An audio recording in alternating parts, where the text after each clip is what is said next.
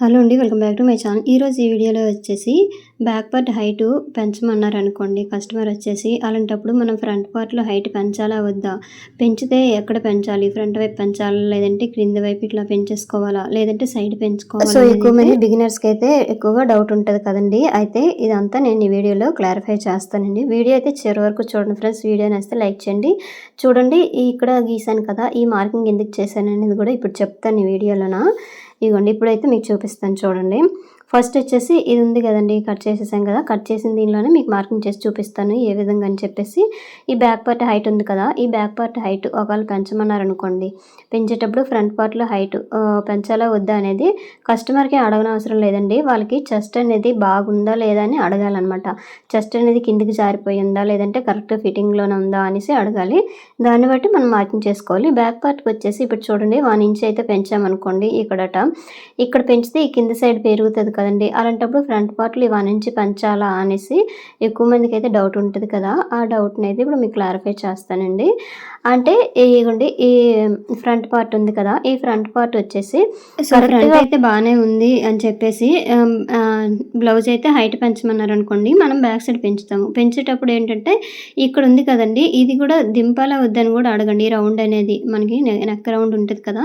ఈ రౌండ్ కూడా దింపాలా వద్దా అని అడగండి. లేదంటే ఇక్కడ వీప్ ఉంది కదండీ! ఈ వీప్ అనేది హైట్ పెరుగుతది కదా! హైట్ పెరిగిందనుకోండి, మనం డౌన్ దించలేదనుకోండి అంత అందంగా కనిపించదనమాట. ప్లస్ ఇక్కడ చూడండి ఈ రౌండ్ దించే కొలది అంటే ఈ రౌండ్ ఎక్కువ తీసినా, ఇంకా కిందకి దించినా సరే నెక్ దగ్గర అయితే మార్పులు చేయాలండి. వాళ్ళకి నెక్ దగ్గర మనం షోల్డరు, నెక్ కట్ చేస్తాం కదండీ! అలాంటప్పుడు మార్పు చేసుకోవాలి. ఇక్కడ చూడండి ఇది 5.5 ఇంచీలు వచ్చింది కదా! ఈ వెనక వీప్ సైడ్ అయితే ఇది 5.5 ఇంచీలు అయితే వచ్చిందండి.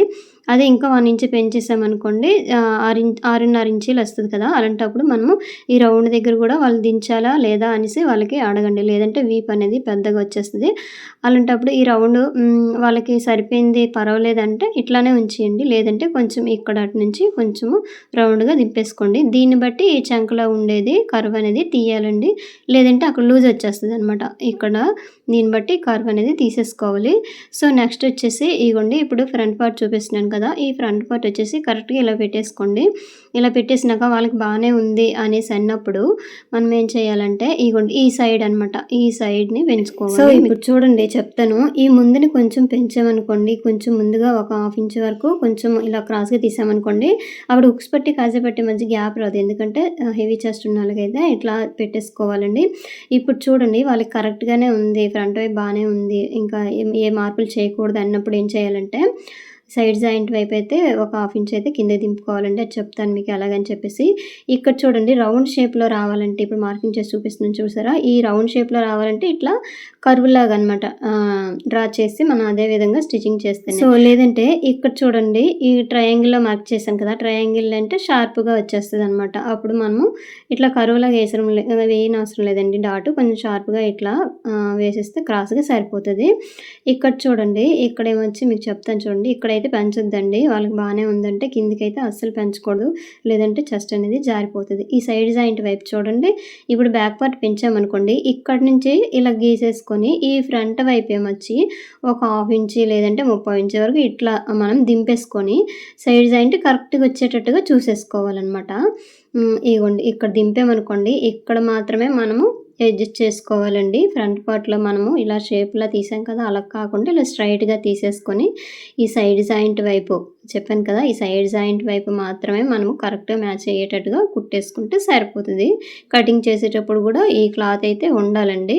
అదే బ్యాక్ పార్ట్ హైట్ పెంచితేనే మాత్రమే. ఇక్కడ చూడండి సో, ఇక్కడ చూడండి ఫ్రంట్ పార్ట్ వచ్చేసి మనం కర్వ్‌లో ఇలా తీసాం కదా! అలా తీయకుండా ఇక్కడట కొంచెం కిందకి దింపితేనే మనకి బ్యాక్ పార్ట్‌లో హైట్ పెంచితే ఈ ఫ్రంట్ పార్ట్ అనేది సెట్ అయిపోతది.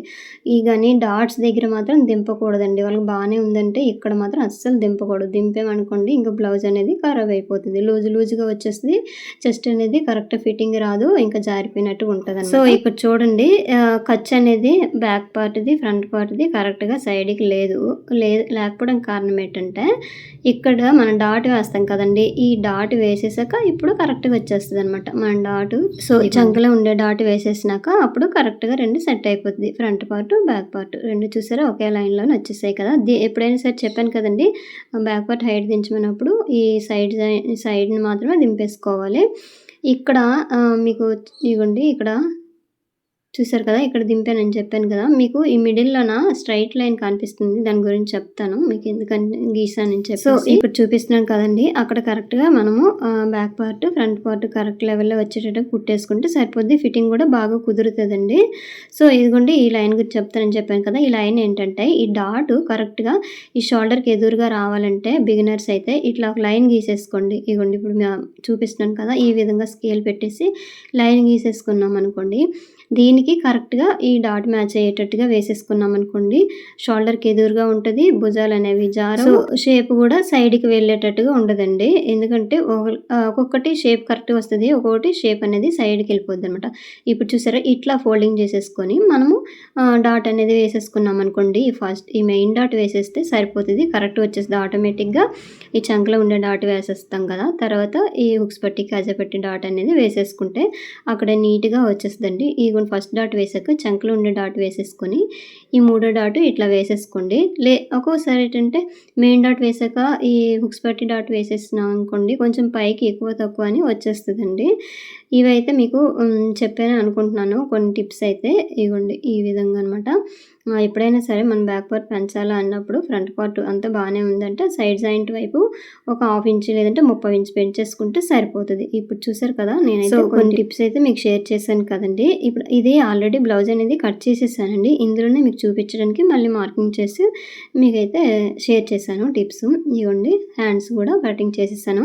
ఈ కటింగ్ అనేది నేను ఆల్రెడీ ముందు వీడియోలో కొన్ని వీడియోలు పోస్ట్ చేశానండి. సేమ్ కటింగే అనమాట బ్లౌజ్‌ది 38 సైజ్ అనమాట. ఇది ఎవరికైనా మీకు కావాలంటే ఈ వీడియో ఉంటది. ఒకసారి చూడండి. ఇగోండి చూసారు కదా! నీట్‌గా ఈ విధంగా కట్ చేసేసుకుంటే ఫిట్టింగ్ అనేది బాగా కుదురుతదనమాట. చిన్న చిన్న మార్పులు స్టిచ్చింగ్‌లో కూడా చేసేసుకుంటే ఫైనల్ లుక్ అనేది బాగా కుదురుతది. ఇంతేనండి వీడియో. వీడియో నచ్చితే లైక్ చేయండి. Thank you.